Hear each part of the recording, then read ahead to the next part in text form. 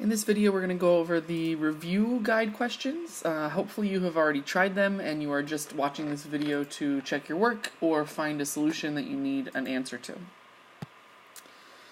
We're going to start off in the non-calculator section with this problem. So the answers are up here in the corner. So hopefully you've already seen the answers, so you're only watching this video if you have a question about how to get a correct answer or just to make sure that you're on the right track in terms of thinking about it. So, for this first one, it says, if y equals x sine of x, then dy dx equals, and essentially it's just asking us to take the derivative. Please do remember that we are going to need to use the product rule in order to take this derivative because it's a function of x times another function of x.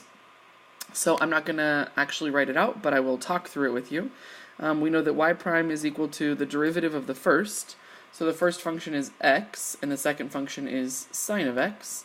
So if you're going to set it up, your u would be x, and your v would be sine of x. So the derivative of the first, the derivative of x is 1. So it's the derivative of the first times the second, plus the first, which is x, times the derivative of the second. So the derivative of sine is cosine of x. So this is sine of x plus x cosine of x, which is answer choice B. In the next question, it says, let f be the function given by f of x equals 300x minus x cubed. On which of the following intervals is the function f increasing? So in order to find out where a function is increasing, I'm looking for where its first derivative is positive. So the first thing I have to do is find the derivative of this function. F prime of x is equal to 300 minus 3x squared. In order to figure out where it's positive, I need to know the intervals it's broken up around 0. So if I set it equal to 0, I would subtract 300 over to the right-hand side and then divide by negative 3.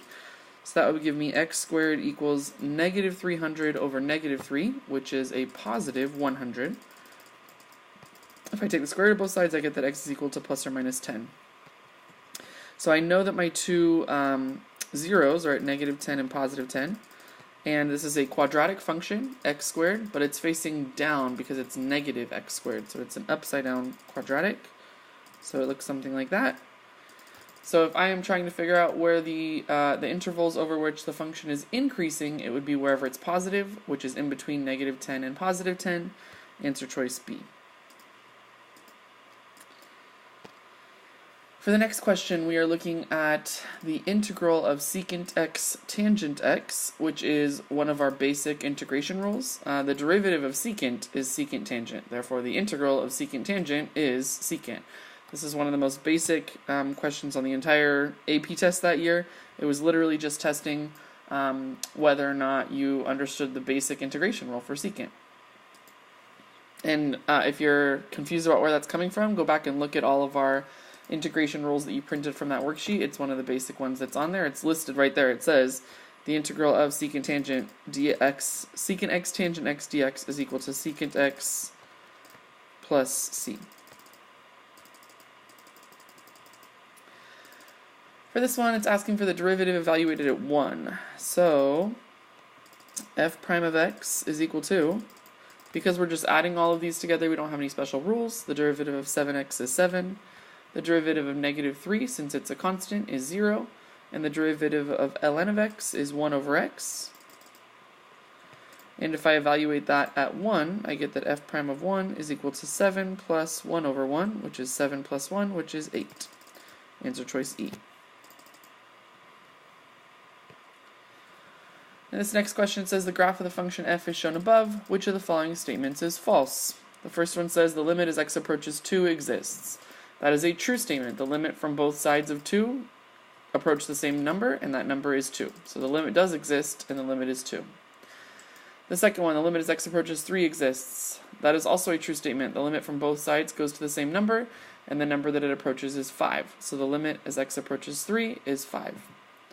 The next one says the limit as x approaches 4 exists. That is a false statement. From the left-hand side, it looks like it's going to about 1.8. From the right-hand side, it looks like it's coming into about 4. So because these two things are going into different numbers, therefore the limit does not exist, which means C is a false answer. Or a false limit, or a false statement, I should say. Just to verify that the other ones make sense, the limit as x approaches 5 exists. That's a true statement. The limit is 6. And part E says the function f is continuous at x equals 3. And again, that is also a true statement. There are no holes or jumps or gaps or vertical asymptotes, so in fact it is continuous here at this point. It's not differentiable at that point because of the sharp turn, but it is continuous. This one is asking us to take the derivative, and in order to take the derivative, we have to use the chain rule. You could do it in your head, and I would prefer you do it in your head, but in case you want to see it written out, the inside function is x cubed minus cosine of x. The outside function is I to the 5th power. The derivative of the inside function is 3x squared. The derivative of cosine is negative sign, so that would be a negative sign, which is a positive sine of x. And the derivative of the outside is 5i to the 4th power. If I replace I with what it equals, that's 5x cubed minus cosine of x to the power of 4. If I multiply these together, so by the chain rule, it says to multiply the derivative of the outside times the derivative of the inside, which gives me answer choice E, because I have this 5x cubed minus cosine of x to the 4th power from the derivative of the outside, and I have 3x squared plus sine of x from the derivative of the inside. So answer choice E.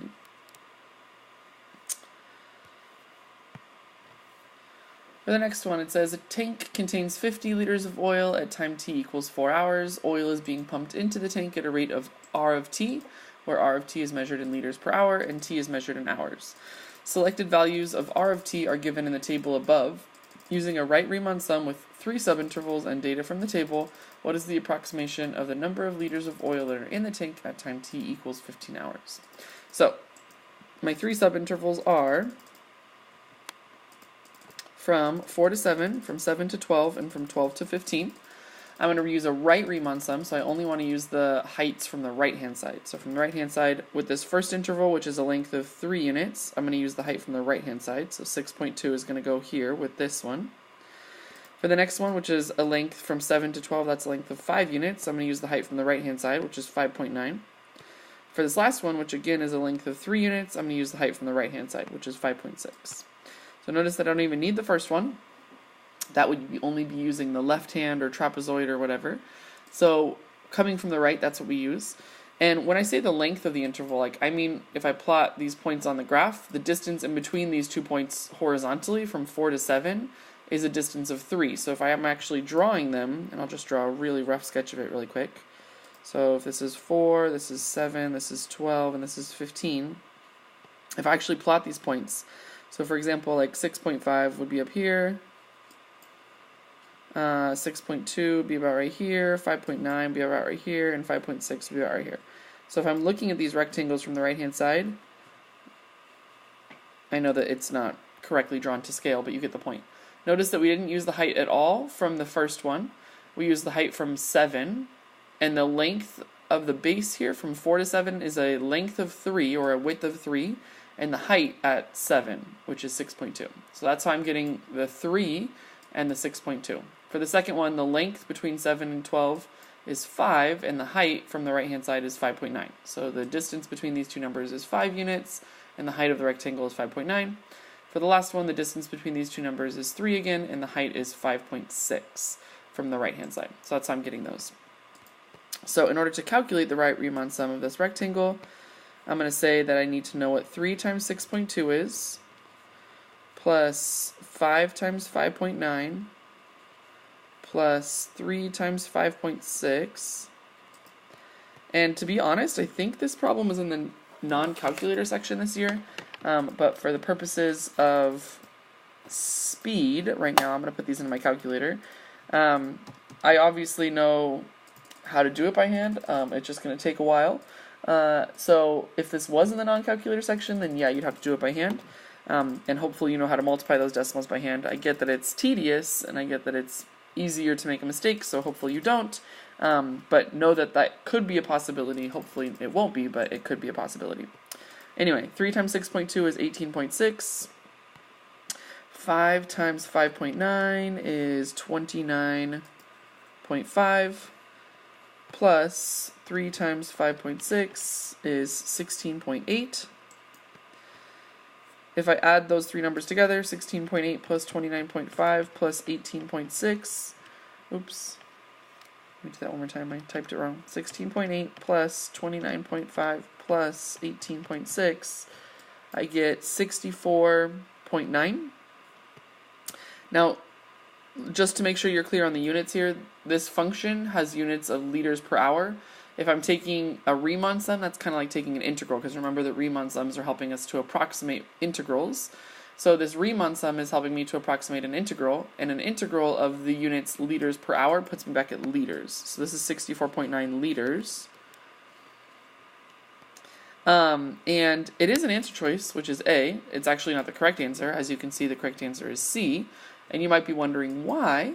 And that's because 64.9 is how many liters of oil we have accumulated between 4 and 15 hours.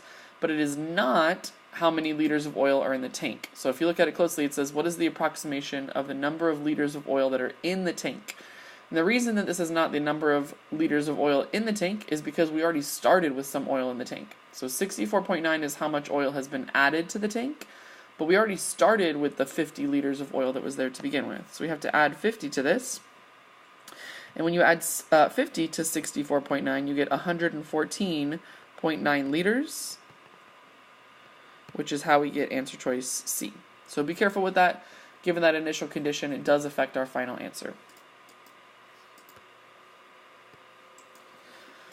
For this next question, it says, what value of k makes the function continuous? So remember, in order to have our function be continuous, whatever the limit of this function is needs to be equal to this one point that's going to fill it in.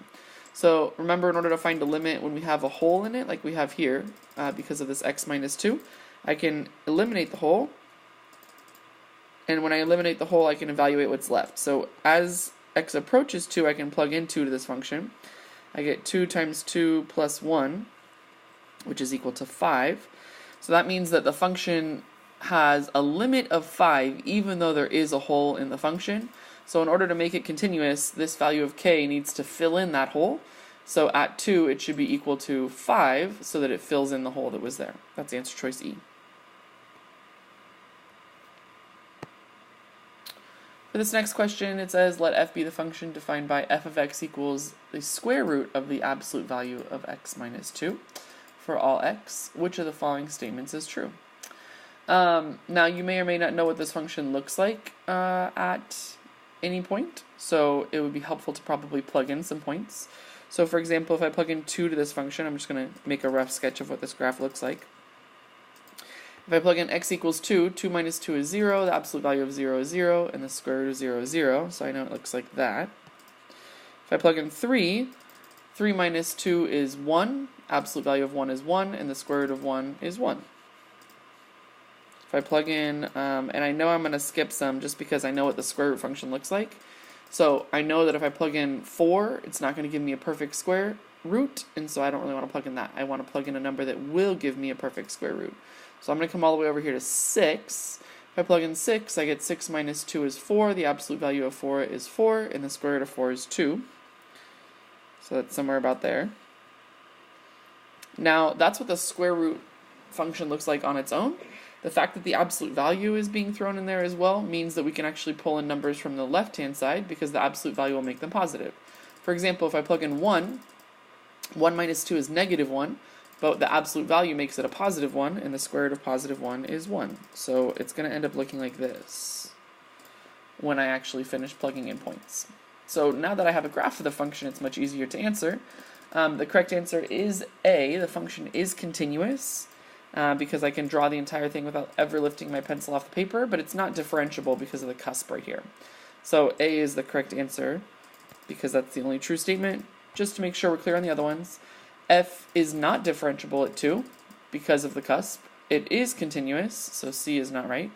The limit as x approaches 2 does equal 0, so that's not a true statement. And it is not a vertical asymptote. It's just that both sides come in at a different derivative, which means that there's a cusp. Using the U substitution, what is it equivalent to or what is it equal to? So if we actually do this, let me rewrite it down here. The integral from 1 to 4 e to the radical x over radical x dx. If I set u equal to the square root of x, which I can rewrite as x to the 1/2, That means du would be equal to 1/2 x to the negative 1/2, which is 1 over dx, which is 1 over 2 radical x dx. Now if I start to highlight stuff that's going to be replaced, this radical x is going to be replaced with my u. And then I do also have a radical x in the bottom, but actually that's not going to be replaced with my u. That's going to be replaced with this. So notice that the 1 over radical x can go away from the derivative, the du part. So the dx and the 1 over radical x are getting replaced with this du. The only thing is I don't need this extra 2, so I'm going to get rid of it by multiplying it to the other side.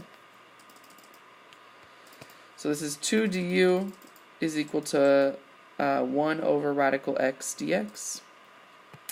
If I make all my substitutions, I get that 2 integral of e to the u du. So again, notice that radical x dx was taken over by du and the 2. This radical x was replaced with a u. The only thing left is my limits of integration. So in order to figure out my limits of integration, I'm going to say when x is equal to 1, u is equal to, square root of 1 is 1. When x is equal to 4, u is equal to, the square root of 4 is 2. So my limits of integration are from 1 to 2. And this matches up with answer choice C. 2 times the integral from 1 to 2 of e to the power of u du. Notice, by the way, the ways that they try to, I don't want to say the ways that they try to trick you, but the other options they have. Like if you had accidentally squared the 4 instead of taking the square root, you would have gotten this one. Or here, if you would have forgotten to change the limits of integration, you could have gotten this one. For this one, if you had just moved the 1/2 over to the other side rather than multiplied it over, you would have gotten this one. And for that one, if you had forgotten about the 1/2 or the 2 at all, and forgotten to change your limits of integration, you would have gotten that one. Alright, perfect. So, sorry, get back to my go-to finger pointer. Perfect. So C is the correct answer in this case. The function f is defined by this piecewise function. What is the value of the integral from 1 to 5 of f of x dx? We haven't actually found out how to we haven't talked about how to algebraically take the integral of a piecewise function. So instead, the way that I suggest doing it is to graph it. If we actually graph this piecewise function, we have that when x is less than 3, the function is a constant at 2. And when x is greater than or equal to 3, it's a linear function at the line x minus 1. So if I graph this, I don't need the whole thing over here, but I'll just graph it anyway. It starts off here, goes up 1 over 1, up 1 over 1, up 1 over 1, and then takes off from there. Perfect. So they want to know the integral between 1 and 5. So if I'm looking at my limits of integration, that puts me here, and it stops me right here. Now the reason I suggest graphing it is because now you can break it apart into shapes that we know how to find the area of. So for example, this rectangle here has a base of 2 and a height of 2, which means it has an area of 4. This rectangle right here has a base of 2 and a height of 2 as well, so it has an area of 4. This triangle here has a base of 2 and then a height of, let's see, when I plug in 5 to this function, 5 minus 1 is 4. This goes all the way up to 4 here. So this height from here to here, if it started at 2 and it ends at 4, that height must be 2 as well. So this triangle has a base of 2 and a height of 2. So that's 2 times 2 is 4. But then remember, for triangles, we cut it in half. So half of 4 is 2. So again, there's this way to find the integral where instead of doing it algebraically, we can just draw it and find the integral geometrically. So 4 plus 4 is 8, 8 plus 2 is 10. So the area of this is 10. Answer choice D.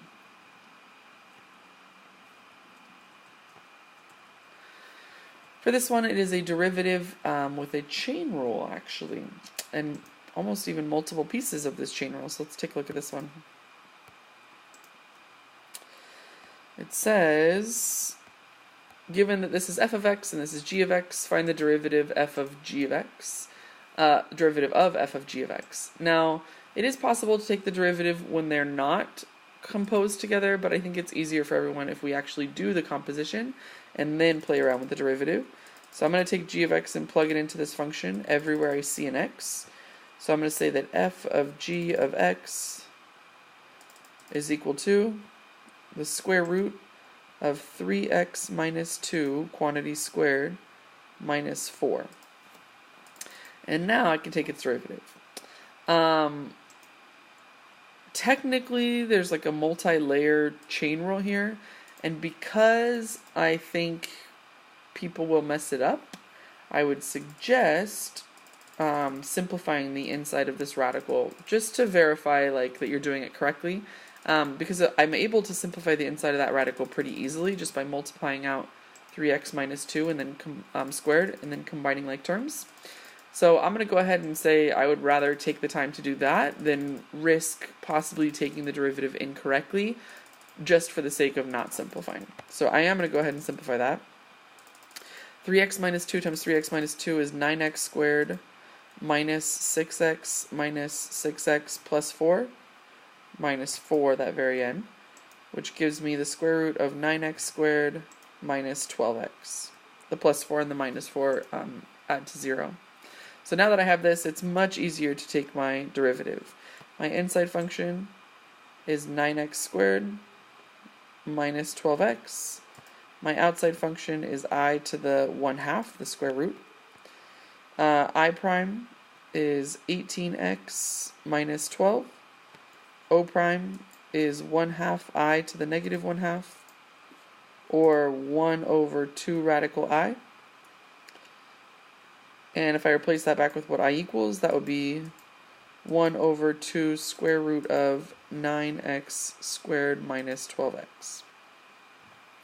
So chain rule says multiply the derivative of the outside and the derivative of the inside.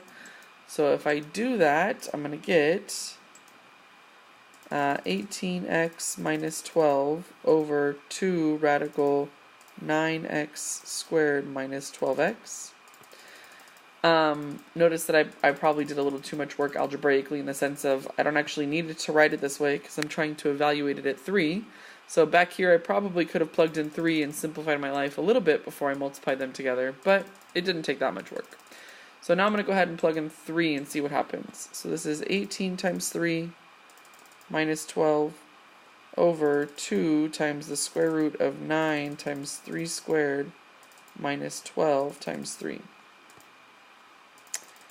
So we do have some bigger numbers here to work with.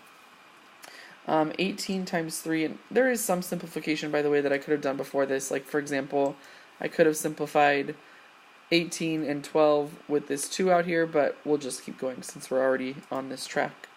18 times 3 is 54. 54 minus 12 is equal to 42 over 2 radical.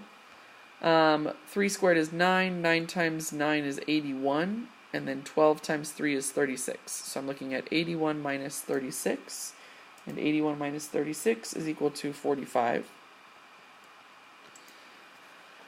Now obviously this is none of my answers up here, so let's delve a little deeper.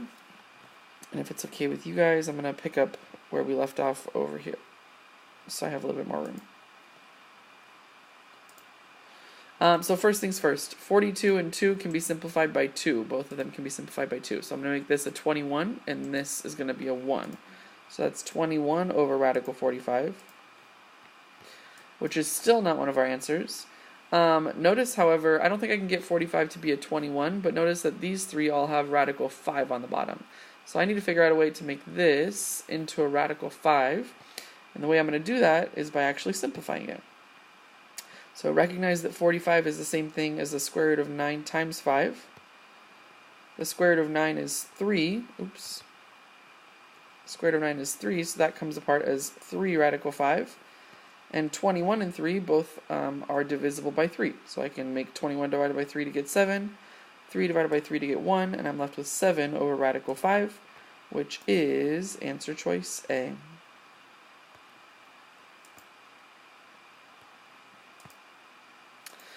For this next problem, it says the graph of a differentiable function f is shown above if h of x is equal to the integral from 0 to x of f of t dt, which of the following is true?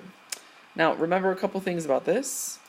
first thing I need you to remember is the relationship between h of x and f of t when we are working with the accumulation function. So remember that a derivative takes you down derivatives. So for example, if you're working with a function, the derivative of that function would be the first derivative, and the derivative of that function would be the second derivative. The integrals go the opposite way. So if I'm looking at a function and I take the integral of that function and it says the integral of it is h of x, that means that it's going the opposite way. So f of t is the first derivative,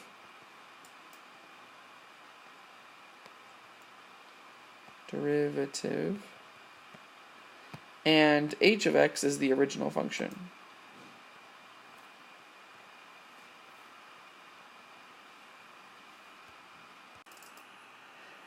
So knowing that h of x is the original function and f of t is the first derivative, again, if you want to verify that, if the integral of f of t takes us back to h of x, then the derivative of h of x, meaning the derivative of this integral, should take us back to the first derivative.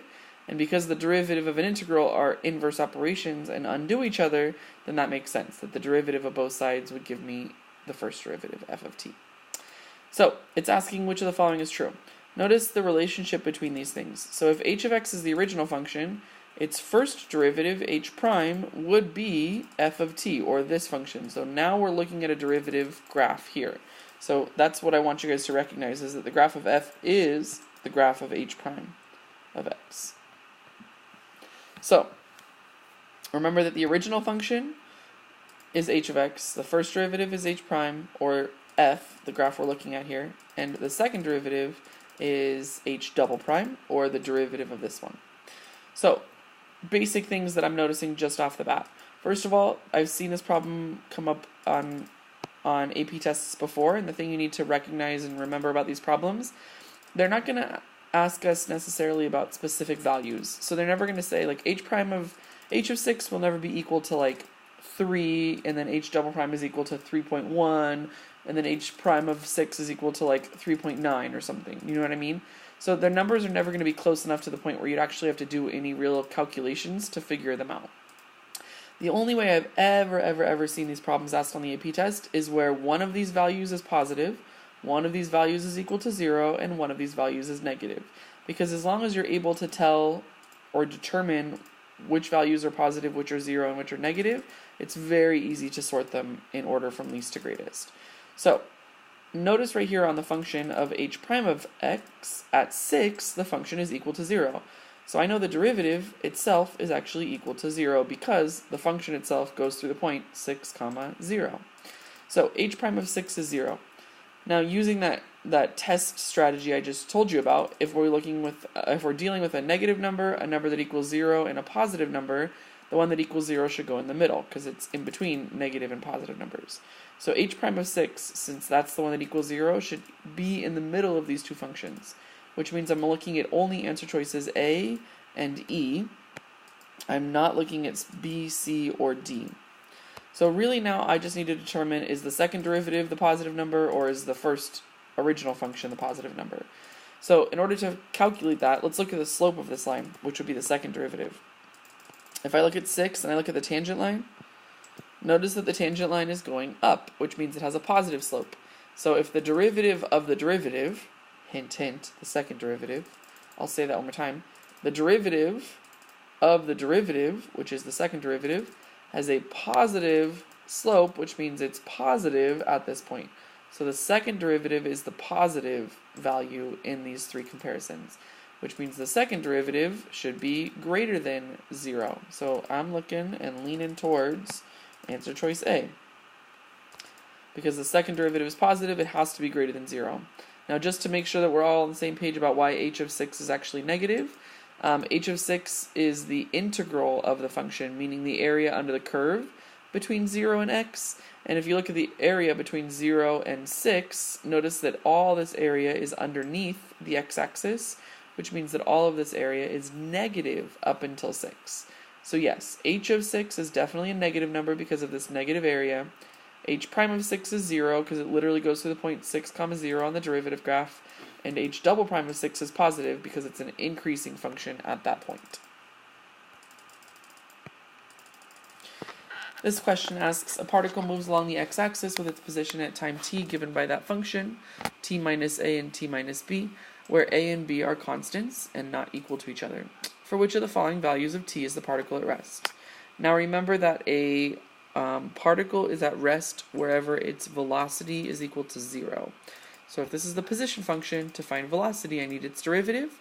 In order to find the derivative of this function, you could do two things. You could either use the product rule, or you could multiply these two things together and then just take the derivative normally. I'm going to go ahead and use the product rule. So v of t is equal to the derivative of the first, which is 1, because our important variable here is t. So the derivative of this is just 1, and the derivative of this is 0. So the derivative of the first, which is 1, times the second, so times t minus b, plus the first, which is t minus a, times the derivative of the second, which is 1. If I simplify this, I get t minus b plus t minus a. If I simplify it further, I get 2t minus b minus a.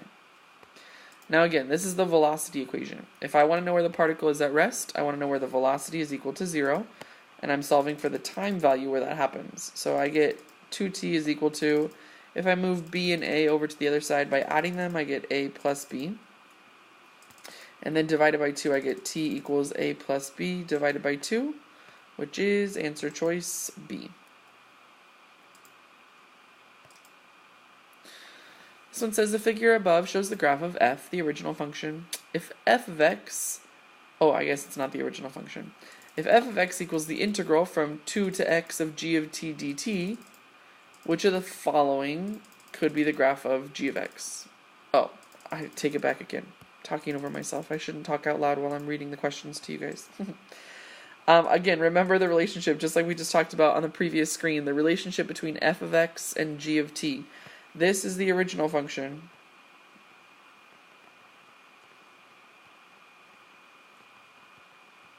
And g of t is the first derivative.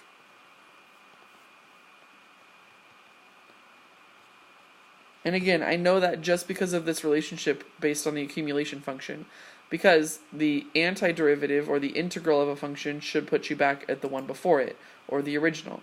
If I took the derivative of both sides, the derivative of f of x and the derivative of this integral, on this side the derivative and the integral would eliminate each other since they're inverses. So we would say that the derivative of f of x is g of t, or g of x. That's why this is the first derivative. So if they're giving me the original function, they're giving me f, and they're asking me which of these could be the first derivative, that's what I'm essentially wondering. So a couple things to help us eliminate some of these. This is a linear function. The derivative of a linear function should be constant, which is either a or b. And notice that this has a positive slope, which means our derivative should be positive, which is why the answer choice is a. These last ones are here just to kind of trick you to make sure that you understand that f is the original function and not the first derivative to go backwards to a quadratic, and just making sure you really understand how the accumulation function makes these two things relate to each other. In our next question, hopefully you recognize this as the definition of the derivative. There's two ways of doing this problem. The first way we could do this problem is, if you recognize this as the definition of the derivative, which is this, going back to the very beginning of the school year, the limit as x approaches 0 of f of x plus h minus f of x all over h. So we've done this before where we see, okay, this is the definition of the derivative. If I'm looking to identify what function I'm working with the function ln of x. And they're essentially asking me what is the derivative, because the definition of the derivative in less words, it's not asking you in words, but in algebra, it's telling you to take the derivative of this function that we're plugging into it, and then evaluate it at the number 4. So my a value is 4. So if you can look at this, recognize the definition of the derivative, figure out what function they were plugging into it and what number they want you to evaluate it at, then you can pull it apart kind of in that way, and actually take its derivative. F prime of x would be equal to 1 over x, because the derivative of the natural log is 1 over x. And if I evaluate it at 4, I get 1 over 4, which is answer choice B. The other way of doing this problem, by the way, if you did not recognize the definition of the derivative, or if you weren't comfortable pulling it apart like this, the other way of doing this problem is by using L'Hopital's rule. L'Hopital's rule says if I plug in 0, or the limit, to the top and bottom, and I get the indeterminate form, which let's just verify that I do. If I plug in 0 to the top, I get ln of 4 plus 0, which is ln of 4, minus ln of 4, and that's 0. If I plug in 0 to the bottom, I get 0. So yes, in fact, I do get 0 over 0, which means I can use L'Hopital's rule. L'Hopital's rule says to take the derivative of the top and the derivative of the bottom, and then evaluate at the limit again. So the derivative of the top. Ln of 4 plus h has a derivative of 1 over 4 plus h, times the derivative of the inside. This is a chain rule, but the derivative of the inside is just 1, so that times 1. Ln of 4 is a constant, so its derivative is 0. And then on the bottom, h, the derivative is just 1. So if I evaluated 0 again, I get 1 over 4 plus 0 over 1, which is just 1 over 4. So same answer. Either way, you can either recognize the definition of the derivative and pull it apart to take the derivative by hand, or use L'Hopital's rule once you realize it's the indeterminate form. This question says, the function f is defined by f of x equals x over x plus 2. What points xy on the graph of f have the property that the line tangent to f at xy has slope 1/2? So let's remember that tangent lines are the derivative, which means I need the derivative of this function, and I need to figure out where that derivative is equal to 1/2 to figure out what x values made it equal 1/2. So, first things first, the derivative. F prime of x, using the quotient rule, is the derivative of the top, which is 1, because the top is x, times the bottom, so times x plus 2, minus the top times the derivative of the bottom, the derivative of x plus 2 is 1, all over the bottom squared, so x plus 2 quantity squared. And I want to know where that is equal to 1/2.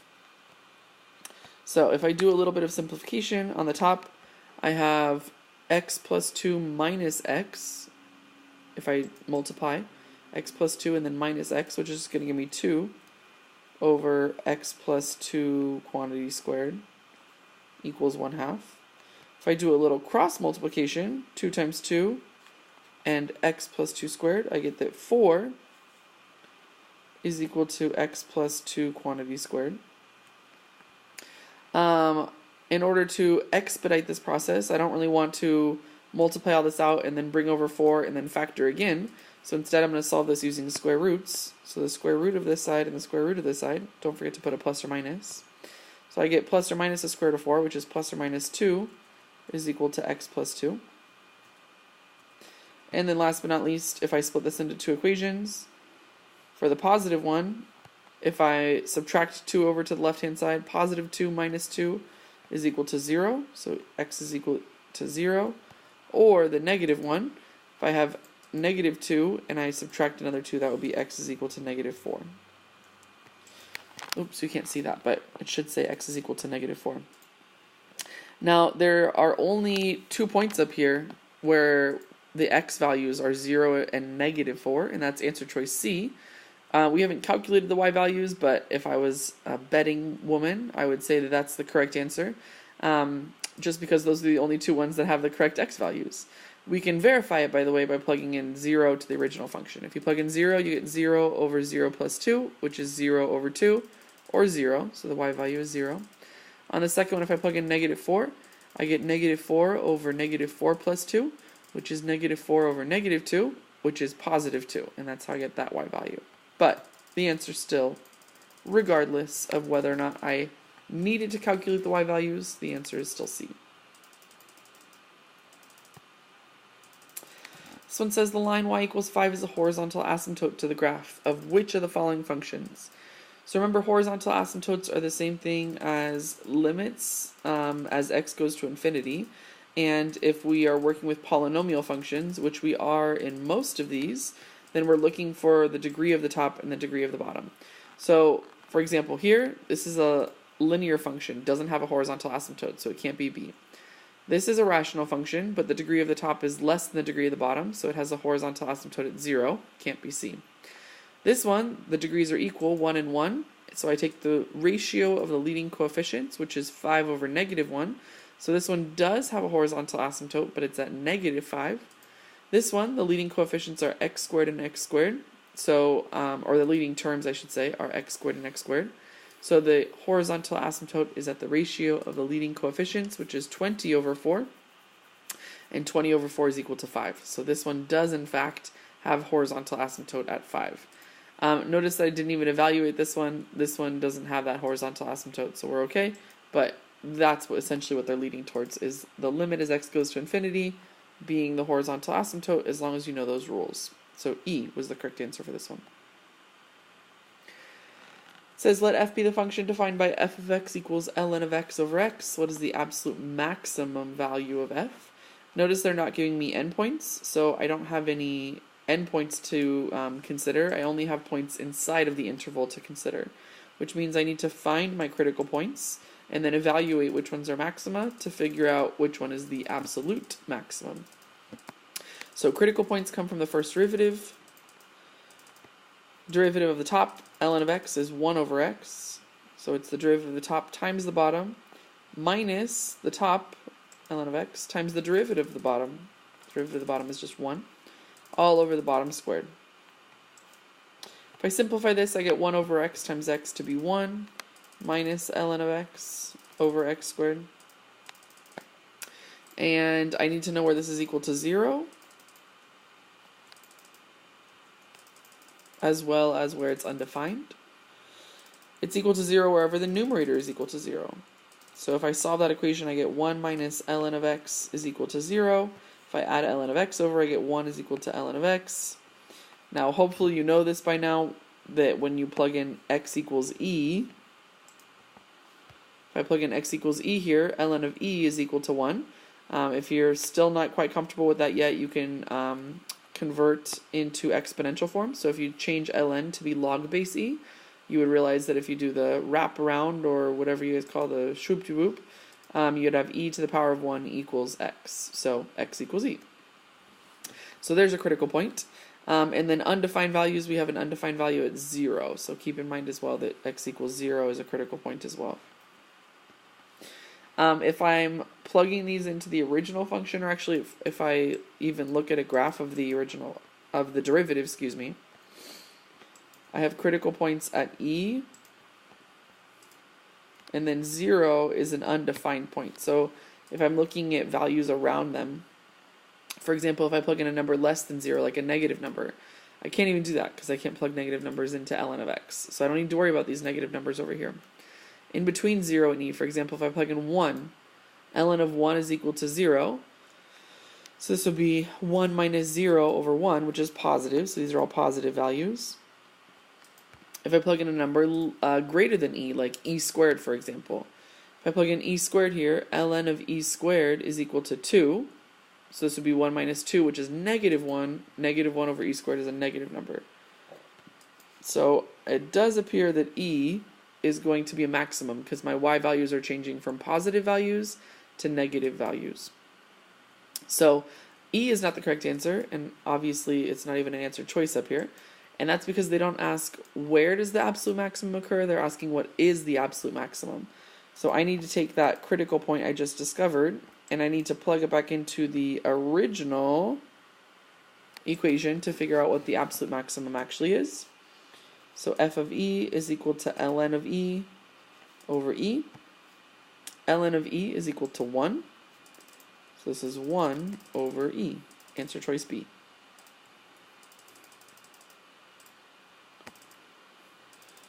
Let g be the function given by g of x equals x squared times e to the kx, where k is a constant. For what values of k does g have a critical point at 2/3? So they're essentially telling us that g has a critical point at 2/3. They're not making us solve for what critical points this function has. Now, because of that, they're asking us to solve for one of the values in the equation that forces that to be true. So first things first, critical points come from the first derivative. So let's go ahead and find the first derivative of g. And we're going to need to use the product rule because we're multiplying a function of x, which is x squared, times another function of x, which is e to the kx. So the derivative of the first is 2x times the second, e to the kx, plus the first, which is x squared, times the derivative of the second, which is e to the kx. But don't forget that that's a chain rule, so times k. The derivative of the outside, e to the kx, is itself. The derivative of the inside, kx, is just k. So I want to force this to be a critical point, meaning I want to force it to equal 0 when x is equal to 2/3. So I'm going to go back, and everywhere I see an x, I'm going to plug in 2/3. So this is 2 times 2/3, e to the k times 2/3, plus 2/3 squared, e to the k times 2/3, times k. And now notice that I only have k's left in my answer, or in my equation I should say, which means I'm able to solve this. Now we've talked about this before. This is a little strategy that when I'm trying to set something equal to 0, if it has e's in it, remember that e to a power will never equal 0. An exponential function has a horizontal asymptote. So I can factor out e to the 2/3 k. And also notice I have this constant 2/3 in here. This first function has a 2/3 in it, or this first expression has a 2/3 in it, and this second expression also has a 2/3. So along with e to the 2/3 k, I'm going to factor out one of those constant multiples, because it doesn't have a variable with it, so it's not going to affect anything. That means I'm left with, from this first term, I'm left with a 2. I just factored out this 2/3, and I just factored out this e to the 2/3 k. So I'm just left with 2 from that first one. From the second one, I factored out one of these 2/3, but I still have another one left. And then e to the 2/3 k I just factored out, and I'm still left with this k. So plus 2/3 k is equal to 0. Now again, remember that this will never equal 0, because the exponential function will never equal 0. So I just need to solve this one. So I get 2/3 k is equal to -2 if I set it equal to 0 and move the 2 over. And then to get rid of that 2/3, I multiply by 3/2 on both sides. When I do that, I get that k is equal to -3, -6/2, which is -3. Answer choice A.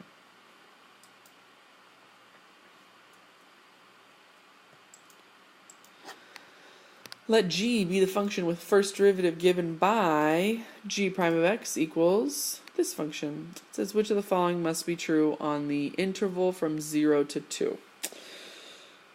Alright, beautiful. So again, let's talk about the relationship between these two functions, given that we are using the accumulation function. This g prime of x is actually the first derivative. Normally we would say that it's the original function, but because they're telling us it's the first derivative, we'll write first derivative.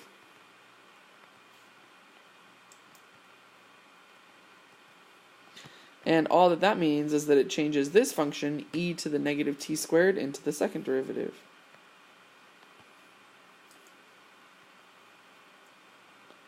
So what you need to understand is that the function on the inside of the accumulation function is the derivative of the function on the outside. So the second derivative is the derivative of the first derivative. So first of all, let's look at this concave up, concave down business. If I'm looking in between 0 and 2, let's take a number and plug it into the second derivative to figure out if it's positive or negative, and that will tell us if it's concave up or concave down. So for example, if we plug in 1, all right, we have e to the -1², which is e to the -1. E to the -1 looks like that, and it's the same thing as 1 over e. That is a positive number, which means that our function is concave up. So I'm either looking at A or C. And then the only difference there is whether or not the function is increasing or decreasing, or in other words, whether or not the first derivative is positive or negative. So if I plug in my test point, 1, if I plug in 1 here, I have the integral from 0 to 1 of this function, e to the -t². A couple things could help with this. You could actually take the integral of that function, but that seems like a lot of work. Instead, I think it'd be helpful to know what a graph of this looks like. So I don't know if you guys know what a graph of this looks like, but let's try to plug in some points to see if we can graph it. For example, let's plug in x equals... let's plug in x equals 0. Excuse me. If I plug in 0, I get e to the 0. E to the 0 is 1. If I plug in 1, I get e to the negative 1, which is 1 over e. If I plug in 2, I get e to the negative 2 squared, which is e to the negative 4, which is 1 over e to the 4th. So if you notice, this derivative graph, this is a graph of g prime, because I'm plugging in numbers here. I'm sorry, this is a graph of g double prime, because I'm plugging in numbers here. But remember that the integral of this function, or in other words, the area under the curve, is equal to the first derivative. So if I look at the area under this curve, notice that that area is all above the x-axis. So because that area is all above the x-axis, that means that the integral is positive, which means g prime of that value from 0 to 2 has a positive area, which means that the first derivative is positive at that point, or on that interval, I should say. So since the first derivative is positive, that means the original function is increasing, which is why the correct answer is answer choice A. This question is asking for the second derivative at the point 3, 0. Notice they're already giving us the first derivative. The only thing is that it's not isolated. So we need to get rid of this x plus 2y by moving it over to the right-hand side. So if we do that, to divide it over, we would get dy dx is equal to 2x minus y over x plus 2y. To take the derivative of that function, to get the second derivative, we get d squared y dx squared is equal to, and then we need the quotient rule to find the derivative of this. So the derivative of the top, which is 2 minus y prime, times the bottom. And actually, you know what, for the sake of you guys following along, and also for the sake of making sure we're doing this neatly, because we're going to be evaluating this at 3, 0, why don't we just set up the u and the v for the quotient rule? That way we can evaluate right now. So 2x minus y is my u, x plus 2y is my v, u prime is 2 minus y prime, v prime is 1 plus 2y prime. And now if I actually evaluate at 3, 0, everywhere I see an x, I'm going to plug in 3. Everywhere I see a y, I'm going to plug in 0. So if I plug in 3 here and 0 here, that would be 2 times 3, which is 6. 6 minus 0, which is 6. If I plug in 3 here and 0 here, I get 3 plus 2 times 0, which is 3 plus 0, or 3. On these ones, I actually need to know what y prime is. So in order to discover that, I'm going to plug in 3, 0 here. If I plug in 3, 0 here, I get 2 times 3 is 6. 6 minus 0 is 6. On the bottom, I get 3 plus 0, which is 3. So this is 6 over 3, which is 2. So y prime, evaluated at this point 3, 0, is equal to 2. So everywhere I see a y prime, I'm going to use that value, 2. So this would be 2 minus y prime, which would be 2 minus 2, and that's 0. This would be 1 plus 2 times y prime, 1 plus 2 times 2, which is 1 plus 4, so that's 5. So now coming back to the second derivative, I'm going to use my quotient rule. So derivative of the first times the second would be 0 times 3, that's 0. Minus the first times the derivative of the second would be 6 times 5, that's 30. All over the bottom squared, so all over 3 squared, which is 9. So that's negative 39ths. Both of those are divisible by 3, so this is negative 10 thirds. Answer choice A.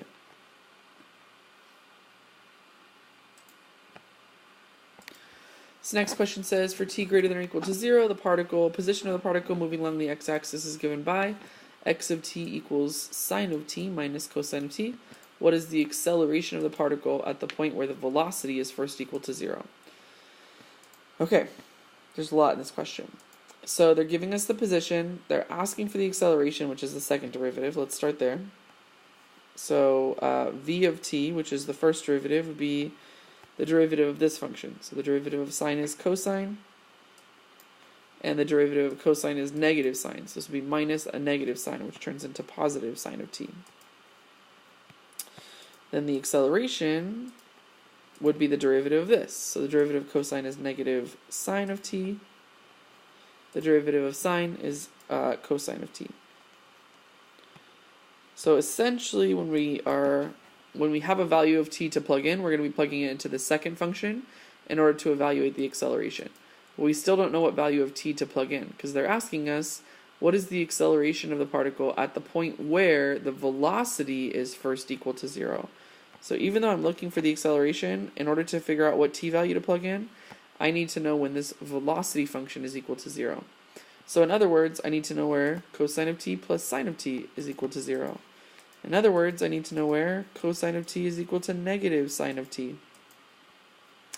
And I got that by just subtracting sine of t over to the right-hand side. You can think of the unit circle for this. If that is difficult for you to think of the unit circle, then maybe we can try converting it into like tangents. Like if, for example, if you divided both sides by cosine, you would get that 1 is equal to negative tangent, or in other words, tangent is equal to negative 1. But on the unit circle, I'm just going to use my common sense of the unit circle. I know that sine and cosine are equal to each other at all of the pi over 4 angles, but they're both equal to positive angles in the first quadrant. So here in the second quadrant is the first time when sine and cosine are the same value with different signs.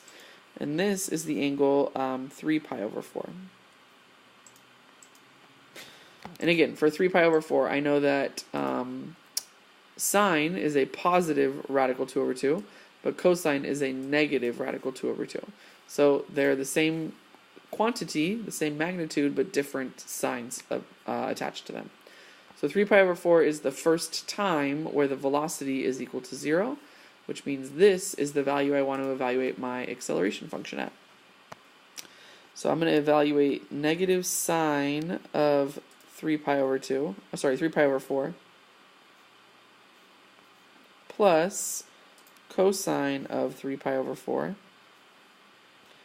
And again, using our left-hand rules, we know that negative sine of 3 pi over 4 is radical 2 over 2, but in that quadrant, sine is positive. So all students take calculus. So students, positive radical 2 over 2.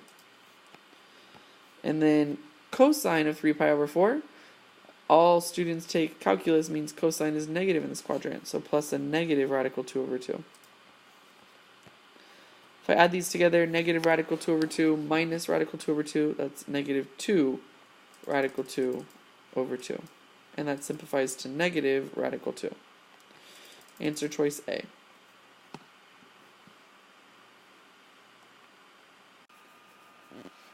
Alright, and that is the last one in the non-calculator section. I will start a new video for the calculator allowed section.